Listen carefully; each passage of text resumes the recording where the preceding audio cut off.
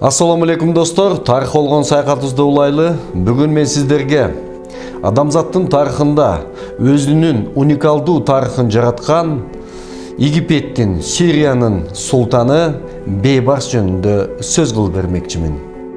Санкт-Петербургдагы Илимдер академиясынын академиги Бартоль 1927 жылы 9-10 кылымда улуу кыргыз каганаты болгондугун далилдеп тарых барактарына киргизет. Арадан көп жылдар өтүп, биз эгемендүүлүктү алгандан кийин 1993 жылы немец окумуштуусу Шалборг Качкынбай Кадыркулов деген агайыбызга бул картаны берип, кыргыз каганатына дагы эбегейсиз толуктоолор кирет. Кыргыз каганаты Бартоль жазган тарыхтай Сибирь жана Орто Азияны камтыбастан Европаны, Францияны, Италияны, Грецияга чейин камтыган маалымат болуп олтурат.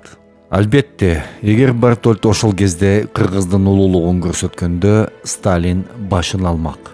Ошондон улам көп нерселер сыр бойдон калат. Буга Бейбарстын кандай тиешеси бар?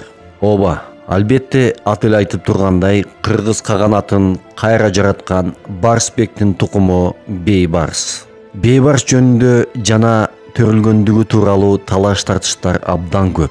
Жакыныраак тарыхка таянсак, ал болжол менен 1223 жылдары Крымдагы кыргыз урууларынын үй бүлөсүндө жарыкка келген. Себеби бул аймактарда кыргыздын баш кыргыз, кичик кыргыз, кыпчак кыргыз, бөжүк кыргыз, тамак кыргыз, казак кыргыз деген дагы көптөгөн уруулары жашашкан. Казак кыргыз менен кыргыз кайсакты алмаштырып албаңыздар. Ал жөнүндө өзүнчө баянда беребиз. Кыргызда жакшы макал бар, урушарга жоо таппай калганда биз өзүбүз менен өзүбүз чабышып турганбыз. Тоо талашып, так талашып, бийлик талашкан согуштар өтө эле көп болгон. Ошондой согуштардын биринде татарлар менен могол уруулары Бейбарс төрөлгөндөн баштап эле Крымдагы шаарларды талап тоноп турушат. Ошол доордо олжолорду, колго түшкөндөрдү туш тараптан келген соодагерлерге сатып турушкан.